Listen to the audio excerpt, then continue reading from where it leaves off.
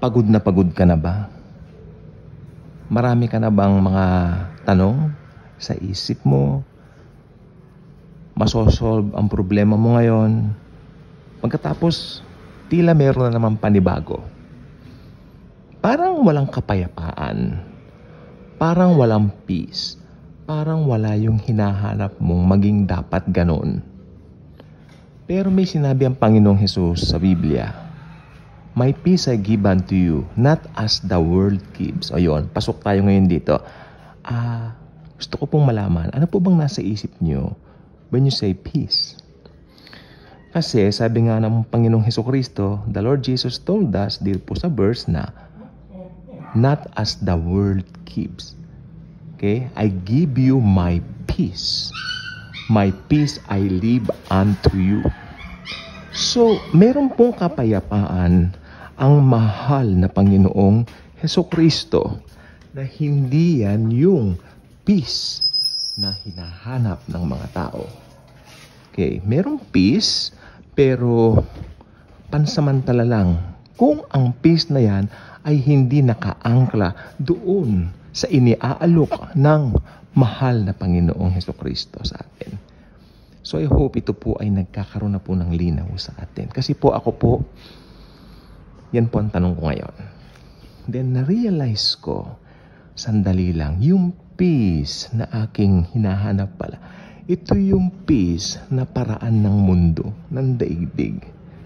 Well, if you belong to Jesus, meron po itong inner peace na kahit na ano yung pinagdaraanan mo, may kapayapaan ka. Nadama na po ba ninyo? Ako ilang beses na po eh. Alam ko, everyone was against me, galit sa akin, bubwisit sa akin. Ano naman ngayon? Ang importante sa akin, yung kapayapaan ko kay Jesus. Ganun po yan. Meron kang, hindi ka natatakot. Kaya yan. Naku, baka magkulang na yung pera. Especially 2022. Top year yan, especially yung mid-year. June. Yeah, June to... Top year sa akin yan. June to... Sabihin na natin June to November that year. Pero mula December, tapos nag-2023, gumanda eh. Hindi ko po alam. And then until I found out na, pag na kay Jesus ka, pabetter ng pabetter. Hindi pwede yung 2022. Tapos yung 2022 would be another year, 2023, di ba? Hindi pwedeng yung 2022 maging kapareho ng 2023 kasi ang ginawa ng Panginoong Jesus, mas better in 2023 sa 2022. Guess what? Ngayon po ay 2024 na.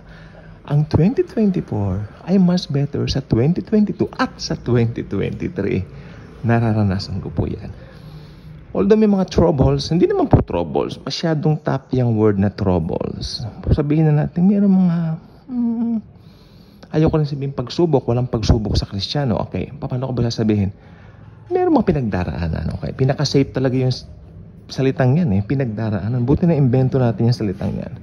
Okay, we're going through this, we're going through that, but it doesn't follow na wala na tayong kapayapaan dahil ang sabi nga ni Jesus, you have my peace.